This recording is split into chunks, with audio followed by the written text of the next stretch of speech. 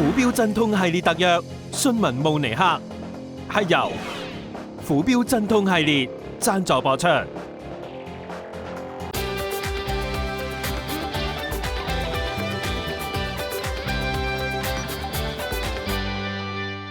Guten Morgen，早晨啊！嚟到慕尼克嘅第二日啦。尋晚唔知係咪瞓得太冧啊，搞到少少咧隻頸緊膊痛。好彩導演咧就整咗支頸肩書俾我攤攤啊，咁所以而家就乜事都冇晒啦。同埋亦都好彩喎，尋日識得用25歐羅嘅價錢咧買咗呢把咁精美嘅拜仁雨傘啊！一打開啫，見到好多啲 Legend 級嘅明星球員喺度啦，包括洛賓啦、小豬啦、哈利簡尼啦、湯馬士梅拿等等咧，就為我遮風擋雨，所以今日咧就落幾咁大雨都冇有怕啦。好啦，事不宜遲啦，立即帶各位嘅朋友仔行一行呢個咧慕尼克市中心最著名嘅穀物市場先。嗱，慕尼克最著名嘅穀物市場啊，喺好耐之前係一個交易農產品嘅重要地方。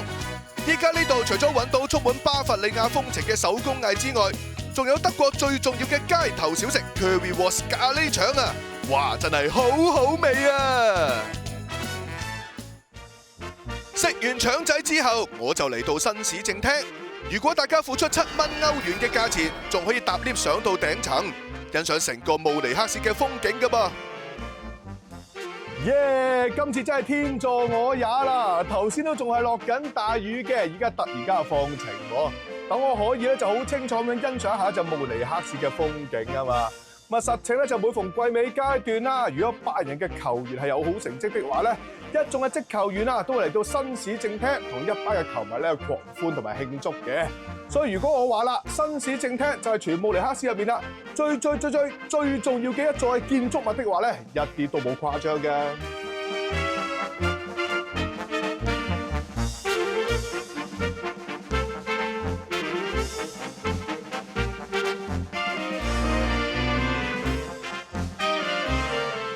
嗱，由日頭行到嚟夜晚啊，終於嚟到呢一條咧就係奧蘭多街 Orlando Straße 啦。事關呢度咧就每日都會上演慕尼克打比大戰嘅喎。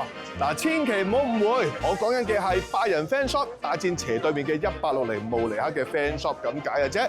而正式咧就錄音場上面嘅慕尼克打比啊，對上一次發生已經數翻去08年嘅德國杯嘅時候啦。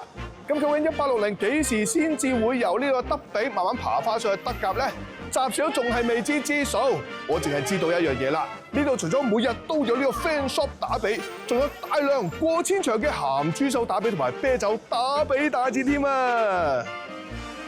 嗱，每次嚟到慕尼克啊，我都一定要嚟呢間遊客至愛嘅皇家啤酒屋。呢度氣氛咁正，仲有樂隊演奏，難怪每年吸引超過600萬嘅人次幫襯啊！哇！嚟到夜晚嘅9點幾鐘，我終於有得食今日嘅第2餐啊！真係好肚餓啊！不過未開餐之前咧，先介紹下今日嘅德國菜先啦。嗌咗啲乜嘢？包括咗最健康嘅沙律啦，最爆炸嘅牛扒配呢個炸洋葱啦，而中間呢兩碟就真係犀利啦，全部都係最勁、最受歡迎嘅德國傳統嘅食物嚟嘅，有 Brezel 芝鹽脆餅啦。有好正嘅德國腸啦，下面紮住呢一汁咧就係呢個德國嘅酸菜嚟嘅。當然啦，呢度慕尼克喎，德國喎，點可以唔叫呢個德國鹹豬手啊？嗦下先，哇，好好味啊！而鹹豬手最佳伴侶係乜？知唔係凍啤酒咯？耶！哇！嗱，正所謂有豬手就有啤酒，有啤酒就有朋友啦。啱喺呢一間啤酒咧，揾嚟一個意大利朋友同我一齊鬥飲啤酒喎。Hello, what's your name? Carlo. Carlo? Oh, birthday boy. Today is your birthday? Happy birthday. So let's have the beer drinking competition, okay? Are you ready? 1, 2, 3, start! Wow! 好啦，慕尼克啤酒打比大戰一觸即發，熒光幕左攻右，白色波衫就係作客嘅信文，至於右攻左就係壽星公卡羅啦。哇，見到卡羅真係越戰越勇啊，後勁非常之咁凌厲。相反信文就有啲後勁不繼噃，結果卡羅大勝一場啊，贏出呢一場咁重要嘅慕尼克啤酒打比大戰。哇！贏咗啊！啤酒打比大戰啊！卡羅贏咗。OK, congratulations, Carlo. Okay, let me sing a song for you for punishment, okay? Happy birthday to you. Happy birthday to you. Happy birthday.